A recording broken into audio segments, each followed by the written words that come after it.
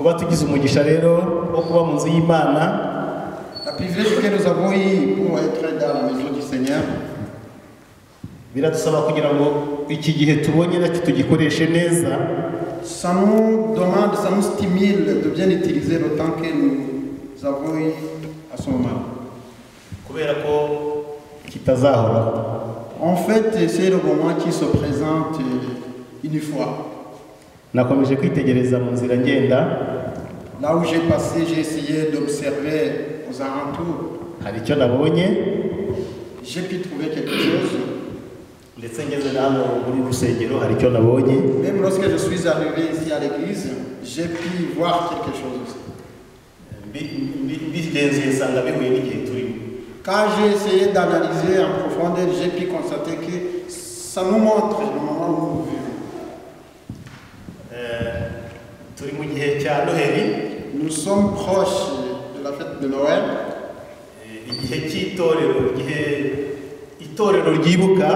C'est le moment où l'église se souvient gucungurwa kwacu igihe twaboneyemo agakiza. Donc ça nous rappelle le moment où nous avons eu la foi. Ubwo itorero ryahabwaga impano cyangwa se isi yahawe impano idasanzwe. Lorsque l'église ou le monde a eu l'occasion de bénéficier la bonne foi, la parole. Fasha kanya kukubitekerezaho. Si j'ai essayé de penser à ça, nasanze ariyo mpamvu turi hano kubera ko twamenye. Je me suis dit que c'est pourquoi nous sommes ici, parce que nous avons eu la foi en Jésus-Christ. Yuko twamenye iyo mpano twahawe ariyo Yesu Kristo. Amen. Amen. Usanga rero akenshi ahantu henshi bateguye bagakora decoration bigaragaza ko bazi kigiye kuba. Là où vous passez, vous avez constaté que plusieurs personnes ou beaucoup de personnes ont décoré les maisons car ils savaient très bien ce qui va se passer. Ariko by'ukuri, mais en général, ntabwo bari bo Yesu agiye kuvuka. Ils ne savaient pas que c'est la naissance de Jésus-Christ. Yesu yamaze kuvuka, yaje kera. Jésus est né, il est vivant. Amen. Amen. Kubagize amahirwe yo kumenya yuko Yesu yavutse, ceux qui ont eu ce privilège de savoir que Jésus est né, tugerageza kurushaho kwegera, nous essayons de nous approcher, dutera intambwe tuza mu nzu y'Imana, faisons un pas en avant pour venir dans la maison du Seigneur. Dukora iki tugaragaza ko turi kumwubaha no kumuramya. Pour manifester que nous respectons Jésus-Christ et que nous avons eu la bonne parole de Jésus-Christ. Ariko kuba mu nzu y'Imana gusa ntabwo aribyo bihagije, nibyo bigaragaza ko tumuramya cyangwa se twamumenye. Mais être dans une maison du Seigneur, être dans l'église, ce n'est pas être comme une figuline, c'est de savoir pourquoi sommes-nous dans la maison du Seigneur. Ahubwo kumuramya nyakuri, ce qui compte est de connaître la vérité de Jésus-Christ, la vérité biblique, et de connaître. Ni ugukora ibyo umwami wacu Yesu ashaka. Ce qui compte, ce qui est très important, c'est de faire la volonté du Seigneur, exercer la volonté du Seigneur. Tumubahisha ubuzima bwacu. Nous devons respecter le Seigneur avec toutes nos forces, avec notre esprit, avec notre âme. Amen. Amen. Iyo urebye uyu muteguro, quand vous regardez ces décorations qui sont là, bigaragaza yuko abantu bazi icyabaye. Ça montre que les gens savent ce qui s'est passé. Ariko warushaho kwegera abagerageza gutegura. Mais au fur et à mesure que vous approchez ceux qui ont fait la décoration, wareba ubuzima babayemo, quand tu vois la vie qu'ils mènent chaque jour, uragasanga ntibaramenya ko Yesu yavutse, ko yaje gucungura abari mu isi. Vous arrivez à bien savoir qu'ils ne savent pas si réellement Jésus est né ou s'il est ressuscité. Abantu benshi bakabikorera kwishimisha. Beaucoup de gens font la décoration juste pour se satisfaire. ku giti cyanjye nagerageje kureba biriho. Moi-même, j'ai essayé d'explorer pour savoir ce qui se passe. Ngerageza kureba igihe cyatambutse mbereye ku myaka maze ku isi. J'ai regardé même dans le temps passé. Usanga buri mwaka haba noheli, ariko iyo noheli wayigenzura ugasanga abantu ntibasobanukiwe noheli icyo ari cyo. J'ai pu constater que les gens savent, essayent de toujours célébrer Noël, mais ils ne savaient pas réellement ce qui s'est passé. Noheli rero yakagombye kuba iyo gutekereza urukundo rw'Imana, Imana yadukunze rugatuma itanga umwana wayo Yesu Kristo kugira ngo aze kuducungura, hanyuma abamwizeye bose yabahaye isezerano ryo kuzabaho iteka ryose mu munezero udashira. Amen. Amen. En général, Noël, ça devrait être un moment de penser à Jésus-Christ et de penser à son Père, Dieu, et pourquoi il est venu, afin qu'il puisse nous libérer.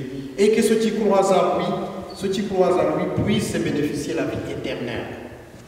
Amen. Amen. Dukwiye kubaho mu buzima bwo kubaha Imana bitewe n'uko Imana yadukunze ikaduha impano idasanzwe y'umwana wayo. Nous puissions respecter Dieu car il nous a envoyé son Fils unique, Jésus-Christ. Ubwo buzima tuzabubamo tugerageza kwitandukanya n'iby'Imana yanga. Pour bien mener cette vie ou vivre en Jésus-Christ, nous devons nous séparer à ce que Dieu n'aime pas. Naritegereje nsanga muri iyo minsi mikuru ukuntu abantu bitegura baserebura Noheli, nsanga nibwo abantu barushaho gukora ibibi. Abantu barasinda. Avant la fête de Noël, même pendant les moments de Noël, c'est à ce moment-là que vous voyez beaucoup de gens qui traînaillent, qui s'enivrent et qui font même beaucoup de péchés, qui fait qu'ils pensent qu'ils doivent mener une vie aisée et qu'ils doivent aussi boire, manger, se satisfaire. Donc, plutôt que de connaître ou de servir la vérité ou Dieu Tout-Puissant. Muri ubwo businzi hakavamo kurwana, hakavamo ubusambanyi bugakurura urupfu. Abantu bakora ibintu byinshi bitandukanye. Niba nawe waragerageje kubigenzura, ushobora kuba wararebye wabonye ibiruta ibyo ngibyo mvuzeho. L'ivresse, c'est un péché. Et ça peut provoquer aussi beaucoup de dégâts matériels quand les gens se battaient, quand les gens qui se rendent sur les injures. Et vous aussi, dans le passé ou la vie que vous menez, vous avez pu constater ça, que pendant la fête de Noël, on voit que beaucoup de gens commettent beaucoup de péchés, plutôt que de rester fidèles à Jésus. Ariko igikwiriye twebwe abamaze kumenya Yesu tukinjira mu nzu y'Imana, dukwiye gukora umuteguro udasanzwe mu mitima. Dufite umukoro wo kumugaragaza. Nous avons la tâche de montrer de quoi Jésus manifeste dans notre vie quotidienne. Ubuzima bwacu, Notre vie, bwa buri munsi, notre vie quotidienne, turi mu materaniro, même si nous sommes dans les assemblées, mu gihe tugize amahirwe yo kubamo kuko hari igihe bidashoboka. lorsque nous avons la chance de nous rassembler, il fait qu'il y a le moment où nous n'avons même pas cette occasion, cette opportunité de nous rassembler. Tugerageze kugaragaza abo turi.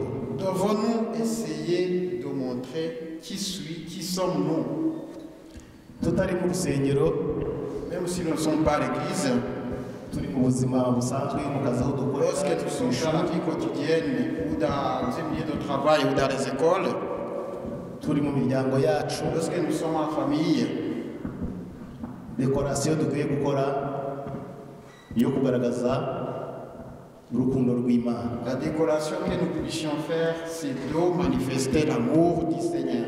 Tukitwararika Nous devons rester consciencieux aussi et de respecter sa volonté kugira ngo hatagira uhindura abo turimo. pour que personne ne puisse pas changer notre vie quotidienne. nitugira gutyo Si nous restons dans le bon chemin, tuzaba twishakiye amahoro. c'est à ce moment-là que nous avons créé la paix qui règne au fond de nos cœurs. Haleluya. Alléluia. Ntabwo iyi minsi turimo Les moments où nous vivons, ikeneye ko dukora dekorasiyo cyane cyangwa se tuvuga cyane, ahubwo ni ukugira ngo dukore, ni igihe cyo kugira kugaragaza uwo Yesu twamenye muri twebwe. le moment où nous vivons, donc, c'est le moment de ne pas faire des décorations superficielles, mais ce qui compte, c'est que nous puissions manifester la volonté du Seigneur, c'est que nous puissions montrer Jésus-Christ que nous avons connu. Kuko kuba twaramumenye Le fait que nous avons connu Jésus-Christ, c'est une opportunité, c'est la chance. ni ubuntu twagiriwe, ariko hirya y'ubu hari fagitire. C'est une bonté, c'est vraiment le privilège que nous avons eu, c'est la grâce que nous avons eue, Amahirwe twagize la chance que nous avons eue yo kumumenya, de connaître Jésus-Christ. hari igihe tuzabazwa ngo twayakoresheje duti. Il y a un jour que nous avons la tâche ou le devoir de répondre ce que nous avons connu ou ce que, au comment nous avons utilisé cette opportunité. Bivuze ngo uyu munsi wa none n'abari ku muhanda, n'abari badekora ku muhanda barimo kwamamaza inkuru nziza ya Yesu Kristo, kuko bari kugaragaza ko isi hari ikintu yabonye. J'aimerais vous informer que même ceux qui ne connaissent pas Jésus-Christ ou ceux qui n'ont même pas eu la chance ou l'opportunité de connaître Jésus-Christ, les décorations qu'ils ont fait partout, ils manifestent ou ils faisaient la publicité de celui qui est venu pour nous, celui que nous avons connu, Jésus-Christ. Kidasanzwe. Donc c'est une opportunité extraordinaire que le monde a eue. Ariko kubimenya ni kimwe, Mais connaître ça, c'est icya kabiri la deuxième. ni ukubyubahiriza, kubibamo. Respecter, vivre avec Jésus-Christ, ou garder la chance que Jésus t'a donnée de connaître pourquoi il est venu sur cette terre. Ni ukuvuga ngo rero ijambo ry'Imana Cela signifie que la parole du Seigneur, ritumenyesha ko Yesu yaje mu isi la parole du Seigneur nous informe que Jésus, son Fils, est venu sur cette terre gukiza abari mu isi, pour nous libérer le monde. ariko ngo abamumenye bakamwitondaho Mais ceux qui ont connu donc Jésus-Christ et qui ont respecté, et ceux qui ont respecté sa parole et ce qu'il a dit, abamumenye bakamwizera bakanamwitondaho, ceux qui ont la foi à Jésus-Christ, abo ni abanyamahoro masa. c'est ceux qui ont la bonne foi du cœur. Ariko batabihaye agaciro, Non, mais ceux qui n'ont pas respecté l'arrivée de Jésus-Christ, mu minsi izaza, kuko ubwo yazaga isi yarishimye iranezerwa, dans les jours à venir, il y aura aussi le mot à répondre du fait que lorsque Jésus-Christ est venu sur cette terre, le monde était content. Le monde a eu la chance d'avoir Jésus-Christ. yishimye kubera iki? Pourquoi le monde était content à cette époque-là, dès la naissance de Jésus-Christ? Nibyo tugiye kureba muri C'est ce que nous allons voir dans la parole du Seigneur. tugiye gusoma mu gitabo cya Yesaya. Nous allons lire l'évangile selon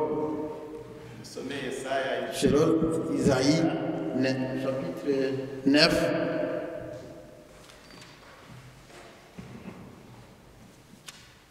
Yesaya igice 9, Isaïe, chapitre 9. turahera ku murongo wa mbere kugera ku wa gatanu. Verset 1 jusqu'à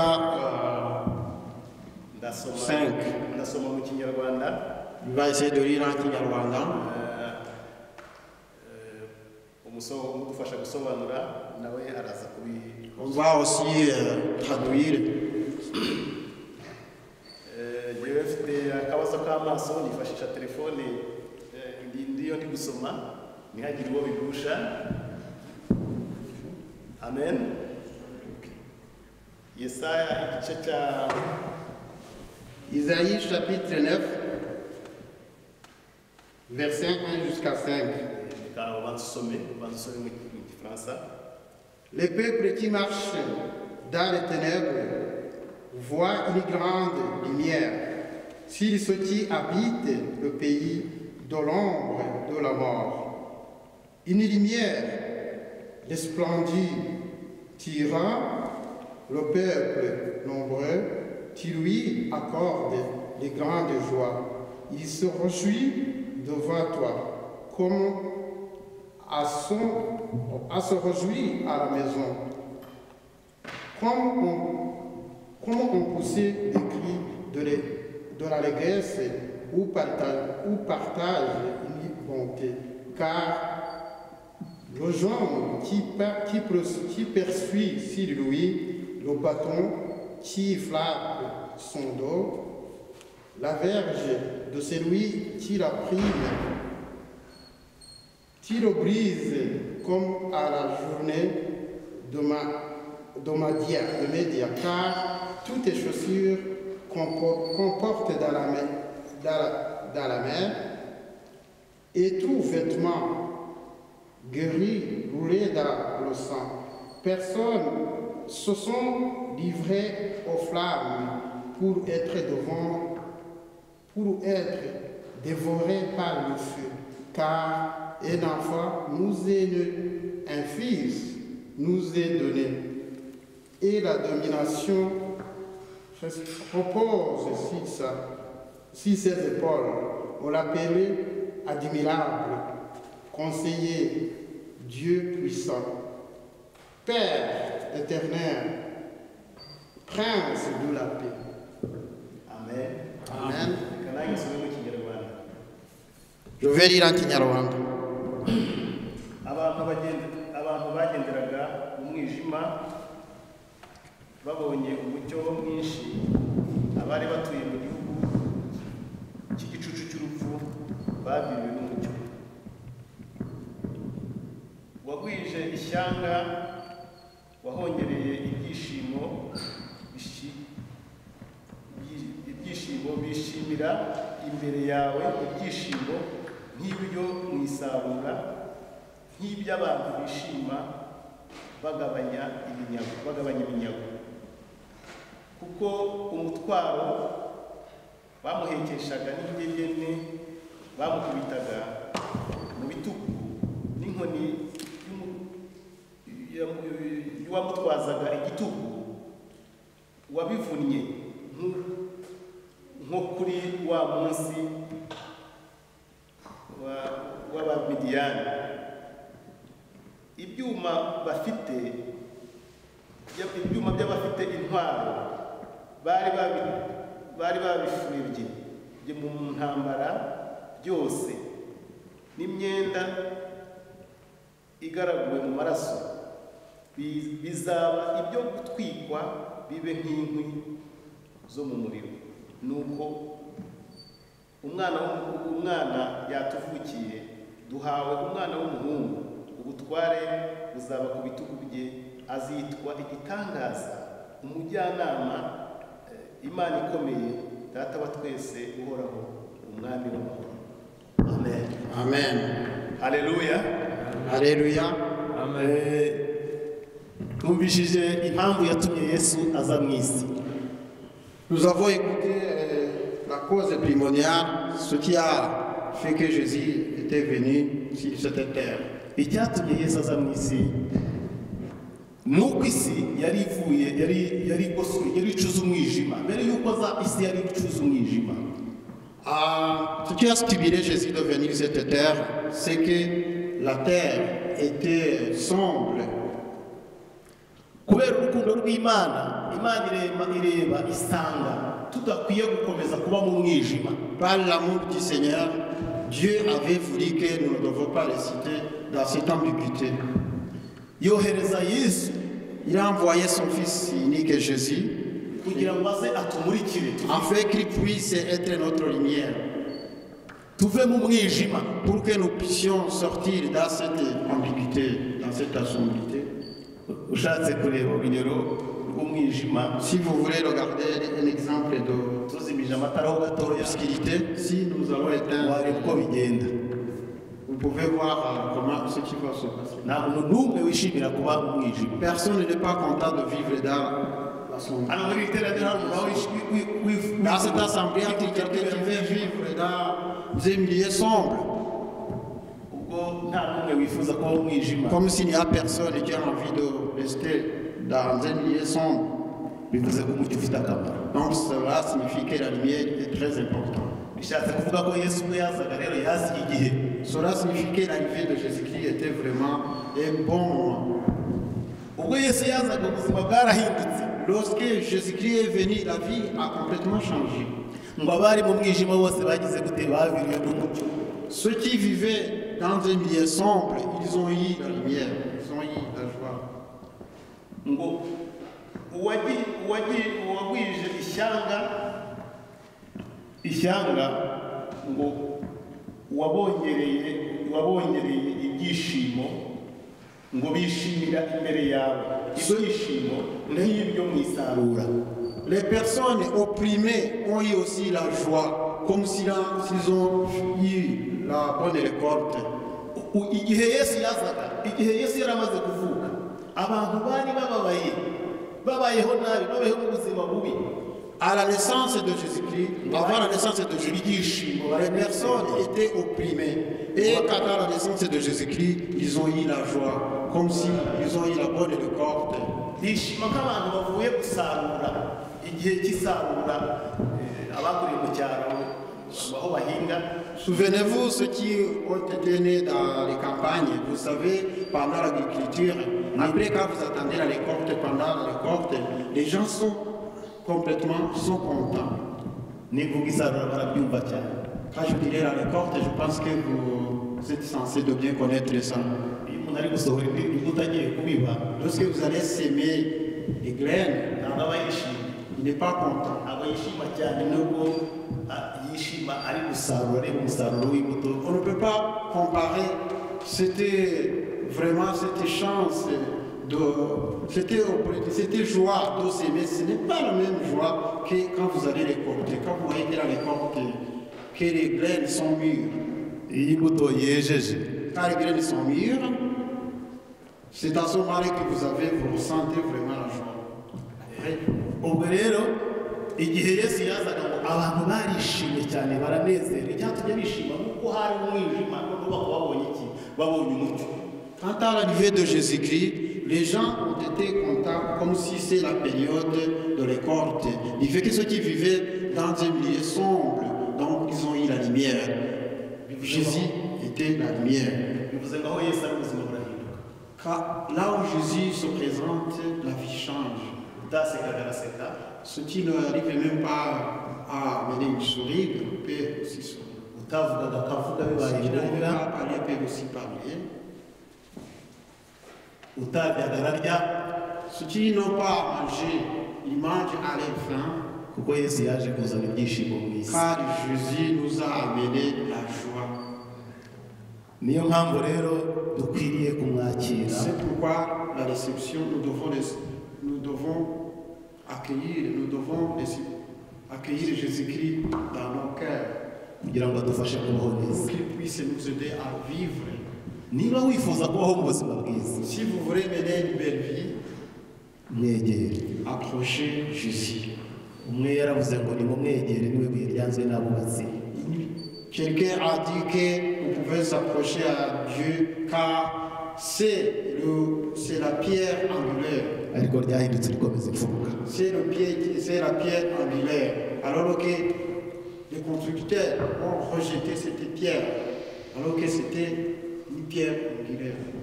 bigoye umuntu kubaho neza adafite Yesu. Il est vraiment compliqué de vivre, de mener une belle vie car vous ne connaissez pas Jésus-Christ. bivuze ko niba udafite Yesu, utaramwakira nk'umwami n'umukiza, ukaba uri muri iteraniro ni igihe cyawe cyo kumwakira. Si une personne n'est pas sauvée, il a le bon moment de vraiment de connaître Jésus-Christ kugira ngo pour être sauvé. kugira ngo ubashe kuboneza. Tu ne peux pas mener une belle vie tant que tu n'es pas sauvé. Dusimbuke tugere ku murongo wa gatanu kuko amagambo yose twasomye On arasobanutse. peut essayer de sauter pour arriver sur le verset 5 par tous les mots que nous avons lus dans la Bible étaient vraiment compréhensibles. ngo nuko umwana yatuvukiye. Donc l'enfant est né, il est né, le petit enfant. duhawe umwana w'umuhungu. Nous avons eu un fils, un enfant, un fils. ubutware buzaba mu bitugu bye. Il sera roi de tous les rois. Il va porter toute l'autorité sur ses épaules. Donc il sera roi des rois. azitwa igitangaza, umujyanama. Il sera l'homme extraordinaire, le conseiller, Imana ikomeye, Dieu tout-puissant, data wa twese, le Père de tout le monde. uhoraho. Il est le vivant, l'éternel, le roi de la paix. nicyo gitumye natangiye babwira ngo umugisha nyakuri. C'est pourquoi j'ai commencé en vous disant que donc, la paix, la vraie paix, umugisha nyakuri ni ukwakira Yesu. la paix c'est d'être sauvé. C'est de connaître Jésus-Christ. Ubwo dusomera ahantu mu murongo wa gatanu dusanzemo ibisobanuro bihagije. Sur le verset 5, nous avons eu des explications complètes. bihagije bidusobanurira Yesu ari we. Nous avons eu des explications qui nous montrent igituma dukwiye kwifuza kumugira. qui est Jésus. Comment devons-nous aussi être sauvés par Jésus? ngo ubutware buzaba ku bitugu bye. C'est le roi des rois. ni ukuvuga ngo umugore umufite Donc, Jésus, c'est la puissance. afite amahoro. La personne qui a été sauvée par Jésus-Christ doit avoir la paix au fond du cœur. umugabo umufite afite amahoro. L'homme qui a pu être sauvé par Jésus-Christ, il vit dans la paix. muri we harimo ibintu byose. Quand tu connais Jésus-Christ, tu as tout. Il y a tout ce que vous voulez. icya mbere mu bintu azagukorera ngo azatugira inama. La première chose qu'il va nous faire, c'est de nous conseiller. umuntu ufite Yesu muri we ntakeneye abandi bajyanama. Yesu arahagije. Celui qui a été sauvé par Jésus-Christ n'a pas besoin d'autres conseils. ikibazo cy'ubuzima kirakemutse niba Yesu ari muri wowe ari kumwe nawe. Le problème de la vie quotidienne, ntabwo uzagira ikibazo cy'ubuzima. tu n'auras pas aucun problème de se soigner. ntabwo uzagira ikibazo cy'umutekano kandi Yesu ari muri wowe. Ceux qui ont été sauvés par Jésus-Christ vivent dans la sécurité absolue. ngo ni umujyanama, ni data wa twe, ngo ni Imana ikomeye kandi akaba data wa twese. Il est notre conseiller, il est le Père, il est le Tout-Puissant. Haleluya. Alléluia. ni umwami w'amahoro. C'est le roi de la paix. C'est celui qui nous donne la paix du cœur. nguwo Yesu ubona babwiraga kandi dukwiye kugira. C'est Jésus-Christ que je viens de vous dire. Et c'est lui que je préfère que tout le monde puisse vivre avec lui. tugiye dusoza kubera ko amasaha mbona yagiye. Avant de clôturer, il fait que je vois que le temps file. dusoza ese waramwakiriye? Avez-vous sauvé? Étiez-vous sauvé? ngewe ntateraniro nabamo uri kubaza ngo Yesu waramwakiriye? Partout où je me présente dans les assemblées, je demande à tout le monde si vous avez été sauvé. ko iki ni igihe cy'amahirwe ya kabiri. C'est le bon moment, c'est la deuxième opportunité que vous avez eue d'être sauvé. ku bataramwakira Ceux icyo qui gihe n'ont pas cyacu ni été igihe sauvés, c'est le cyacu. bon moment d'être sauvé. C'est à ce moment-là que vous puissiez vraiment être sauvé par Jésus-Christ. natwe ababisomeye Nous aussi, ceux qui ont eu l'occasion de connaître Jésus, natwe abamumenye n'igihe cyo kugaragaza Ceux qui ont aussi eu l'occasion de connaître Jésus-Christ, c'est le bon moment de manifester, de montrer Jésus-Christ que vous avez connu. C'est le moment de propager sa parole, d'exercer sa foi, d'exercer sa volonté. On va aussi lire.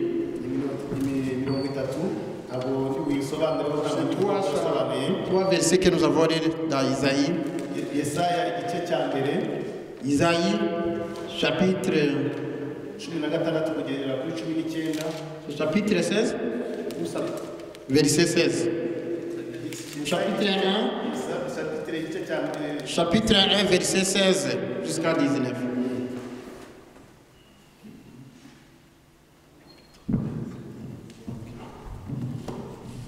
iri jambo tugiye gusoma ni iryawe wowe wamaze kumumenya uritege amatwi cyane.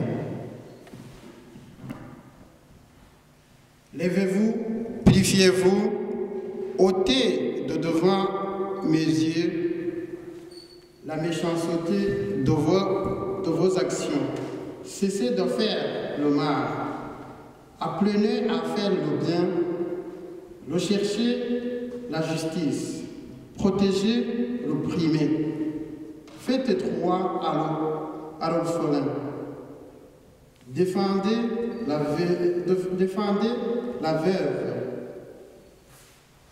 Venez et prêtez, dit l'Éternel. Si vos péchés sont comme les cramoisis, la deviendront blancs comme la neige. S'ils sont rouges comme la pulpe, ils deviendront comme l'aine. Si vous avez de la bonne volonté et si vous êtes docile, vous mangerez les meilleurs productions du pays. C'est ce qu'a dit. Oui, amen. Alléluia. Alléluia. Moi aussi je vais lire en Kinyarwanda. mwiboneze mukureho ibyaha byo mu mirimo yanyu bive imbere yanyu mureke gukora nabi mwige gukora neza mushake imanza zitabera murenganure abarengana mucire imfubyi urubanza mubabarire abapfakazi nimuze tujye inama niko Uwiteka avuga naho ibyaha byanyu byatukura tukutuku ibyatukura nk'umuhemba birahinduka umweru bise na sheregi naho byatukura tukutuku birahinduka nk'ubwoya bw'intama bwera nimwemera mukumvira muzarya ibyiza byo mu gihugu. Amen. Amen. Birashoboka ko wamwakiriye. C'est possible que vous êtes sauvé. Ariko muri iki gihe ukaba waragize intege nkeya. Mais à ce moment-là que vous avez perturbé. Nawe uri kubarura mu bantu basigaye bakora feste ariko bari gufeta ibyo batazi. Peut-être que tu restes avec des gens qui font que les décorations, qui parlent de Jésus-Christ par ta parole seulement, superficiellement. Tu parles seulement Jésus-Christ, mais tu ne vis pas avec Jésus-Christ, tu ne marches pas dans le chemin du Seigneur, tu ne marches pas dans la volonté du Seigneur Jésus-Christ. Revenez pour que tu puisses. C'est le moment de se laver, c'est le moment de purifier votre âme et de purifier votre cœur, afin que vous puissiez connaître votre Jésus-Christ. C'est le moment que nous devons profiter pour que nous puissions vraiment purifier nos cœurs, purifier nos âmes et de nous unir avec Jésus-Christ et de reconnaître Jésus-Christ comme notre Sauveur.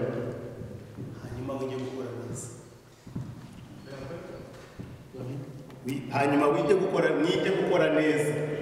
Et après avoir purifié notre cœur, après avoir purifié notre âme, nous devons apprendre aussi à marcher dans la voie, dans le chemin du Seigneur. Kumuvuga gusa ntibihagije. Parler Jésus-Christ, ça ne suffit pas.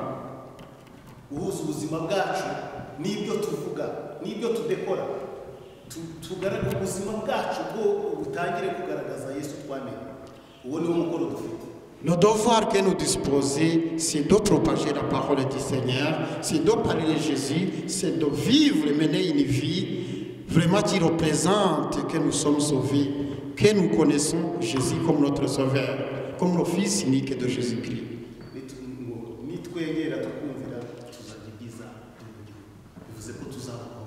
Si nous nous approchons du Seigneur, si nous marchons avec Jésus-Christ et que nous propageons sa parole et que nous écoutons ce que le Fils du Seigneur nous dit, c'est à ce moment-là que nous aurons l'opportunité de vivre aisément, de mener une belle vie.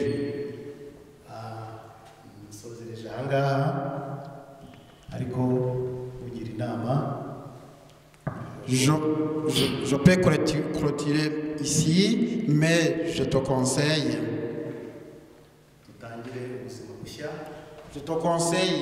qu'à ce moment-là, que nous puissions avoir mené une vie nouvelle. La vie nouvelle. La vie nouvelle qui représente, qui respecte Jésus-Christ, qui respecte le Tout-Puissant Dieu. Donc, quand nous changeons, c'est à ce moment-là que nous menons une vie nouvelle. Avoir une vie nouvelle, ça signifie marcher dans la voie, marcher dans la vérité, marcher dans la vie d'un chrétien qui représente que Jésus est venu pour nous sauver. C'est ça, une vie nouvelle. Amen. Amen.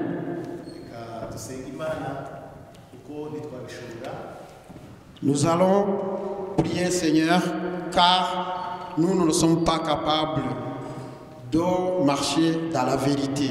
Mais nous avons le Saint-Esprit qui doit nous appuyer, qui doit nous fortifier, qui doit être toujours avec nous, qui doit nous guider, qui doit nous stimuler afin que nous puissions connaître Dieu, le Père, le Fils et le Saint-Esprit.